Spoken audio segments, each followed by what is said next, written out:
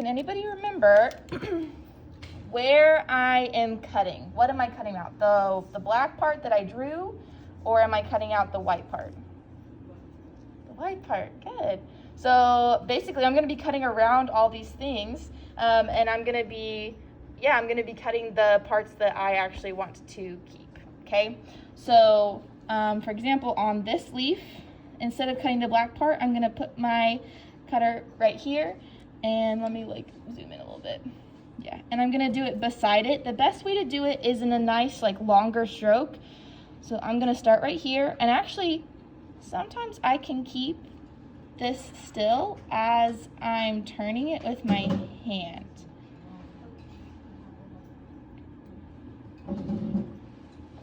All right, so I'm going around my leaf. This is all in one motion.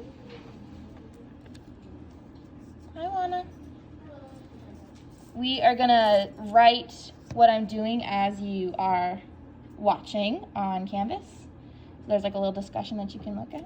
So, and I can kind of like lift it up like that. And it doesn't really matter how messy this white part is because no one's gonna see it. All that matters is like how clean the black lines are. So I'm gonna go around this part. And this is why it matters that your lines are nice and like big so that you can see them. Sometimes I accidentally will like, cut into this black line. That means that you're not gonna have ink on that part. You'll see that scratch. So that's why you wanna be really careful as you're going. All right, so I'm almost done with the outline. And now I'm gonna go ahead and do the inside, which is kind of scary. But I'm gonna go ahead and start. So what I like to do is I'll do the outline of the shape that I'm trying to get, and you can see that I'm like kind of turning my little piece as I go. So I went ahead and did the outline, and now I'm gonna do the stuff that's inside. There we go. Now I'm gonna do this square. And once I like hit this black line, I can kind of like lift up, and then I can just go the other way because it gets kind of hard. Right? So I would say one of the rules could be to do the outline of your thing first, go around the black lines, and then do whatever is in the inside, just so you can make sure that it's right. And you don't want to press down too hard because what if you lose control and it kind of like cuts through everything? So just, you don't have to use all of your strength. You're just using a little bit of your strength. All right, now I'm going to tell you the do's and the don'ts, okay? So a don't would be do not ever cut towards yourself at all. You should, even if it's kind of weird, you should always try to cut away from your hand. So like, let's say this is my hand. I should never be holding my piece in a way that the cutter is going this way. I know that sounds kind of dumb, but sometimes when you're like in the groove, you stop thinking about it and you're not really paying attention. I had one of my best like A students, super smart girl, totally was not paying attention, and she really cut herself. She cut herself pretty deep. Now these are like pretty sharp. If you even like hold them like this and like touch them, it'll be okay. It'll feel like a poke, right? But if you like are using all your strength and you're like cutting like this towards your hand, of course it's going to cut you pretty bad, right? Same thing if you're like doing something weird like this, you cut yourself like that, that can happen too. So what I always like to do is I try to like kind of hold it like this if I can, or like try to pinch it like this and try to, if I can, cut away from my hand. Okay, what was another thing? Oh yeah, another don't is do not cut right on the black parts unless I've told you to. Because for some people it might be a little bit different. Maybe we're doing something slightly a different sort of design or something like that. So leave those black parts. Otherwise, there's not really any going back with that one. There's not really a lot you can do. So yeah, that is basically all. You just have to be really careful with these parts right here when you're cutting, because you don't want to cut, your line and your design. So I would say the trick is to go very slowly. Don't rush it. It always looks better when you take your time. Also, I'm rushing, so there's that. Okay. So for example, last thing, if I'm doing this circle, you can't see it super well, but there's a shadow right here, and there's also the black parts right here. Now I'm not going to cut out the black parts. I'm only going to be cutting out this part, and I'm also going to be cutting into this way.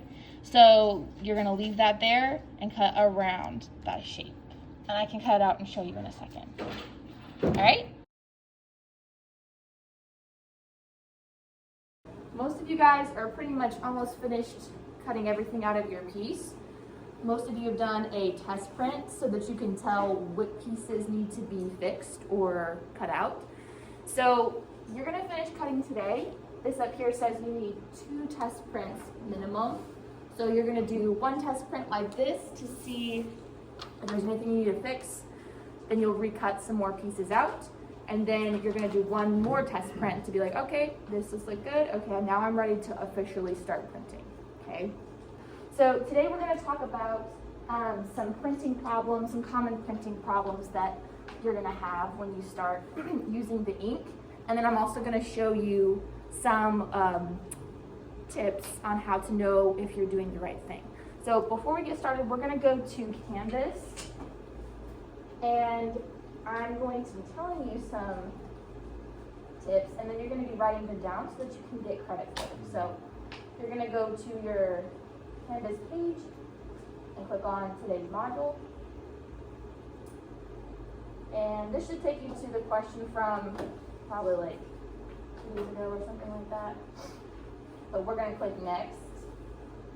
So you can go down and click next. And then we should be on the right page. Here we go. So it should say 1027 bell ringer printing problems. Okay. JT, did you find this? Okay, awesome. So it says, at this peak at the front, please be typing your answers to the questions below. Number 1, write down the 4 printing problems that often occur with the ink. And then number 2, how can you tell when you have enough ink? You'll hear a sound. So I'm going to tell you what that sound is, and I'm going to show you what it's going to look like, but I'm also going to tell you what the problems are. And here are the different problems. Number 1, number 2, number 3, and number 4. Some of them you can probably guess, honestly. But I'm going to go ahead and tell you right now. So number 1 is going to be too much ink. If you have too much ink. Jetson, will you make sure you're on this with us, like typing the answers? Okay. Do you want to do it with your phone real quick? I can let you do that this time. So it's kind of hard to tell because it honestly still kind of looks okay. Can anybody guess how you can tell there's too much ink? I know it's kind of hard to see. Anybody see anything? In the hat? Were you going to say something, Monica? Where the lines look like they continue, they're actually like okay. They were floating. Very good. Okay, so you're kind of talking about like some of these lines, you know that they might need to be continued, but you can't see them. So I would say the best way to tell if you have too much ink is if all those little details that you made, that if you can't really see them very well. Okay, so that's how you can tell if you have too much. If all of your details are starting to kind of go away and they are like super full of ink, that's how you can tell, right? So this is not a really bad problem to have, but I mean, it's better to have a little too much than too little, but I want to be able to see all of the details that you carved because you worked hard on them. So you don't want to have too much ink. So that was problem number 1. Okay, problem number 2, this is a lot of like your first prints, they might not have enough ink. And especially if you have a partner, right, you guys are kind of sharing the ink. I would say if you have a partner, in between each one, just do like a tiny more of a drop of that ink so that they have enough, right? So of the same color, right?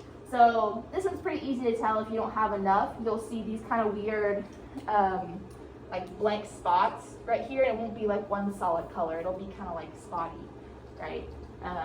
And you won't even be able to see like all of your details, but yeah, it'll just kind of look like vague. So that one is a big problem that a lot of people have. That was number 2, too little ink. And number 3 this one doesn't happen a lot, but I saw this happen with Jesse's a second ago when he had finished carving.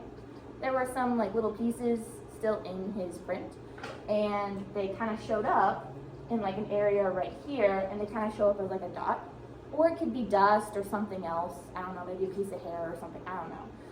The way you can fix this is just like wash your prints, wipe it off, and make sure it's like there's nothing in it. So number 3 is that there might be like some little pieces in your linoleum block, but that doesn't always happen. It's just like depends. Maybe right after you cut it, wash it off before you start printing. So that was number 3, and then this is the last one, number 4. So moving the paper. Let's see. Jesse, I don't know if you can see this far, but how can you tell that the paper was like moved when they were like trying to get the ink on the paper? Is there any way that you could tell? It's kind of hard to see from that. So Mia, can you tell? Yeah, it's like smudged, exactly. I know it's a kind of a hard picture to see, but like let's say you had your print and it looks good, and then you like someone like moved you or like shifted the paper, and it'll kind of like smudge it a little bit. Sometimes that looks kind of cool, but my goal for you today is to not have this happen. So try to make sure when you're adding on the paper that you're like not moving it, or nobody's moving the table or like pushing you or anything. So yeah, so those are the printing problems that are pretty prevalent. So that was the question number 1. What were the 4 printmaking problems? And then I'm going to tell you how to tell that sound that you're going to hear. But this one's perfect. You can see all the details, right? You can see these lines really clearly, even this little like tiny little flower thing. And all of the ink is like one shade of color. There's no like places where it's running out or anything like that. So here is your challenge for today. After you have finished your print and you've carved everything out, you're going to try to make 5 prints, just one color. You can choose whatever that color is, but you're going to try to get them all as perfect as you can. So perfect amount of ink, not moving them, not too much ink, and that's going to be your goal. And then you're going to show me your 5, and I'm going to be like, yeah, awesome, good job. And then tomorrow we'll start doing like our other types of prints, and I'll show you what those are like. Okay?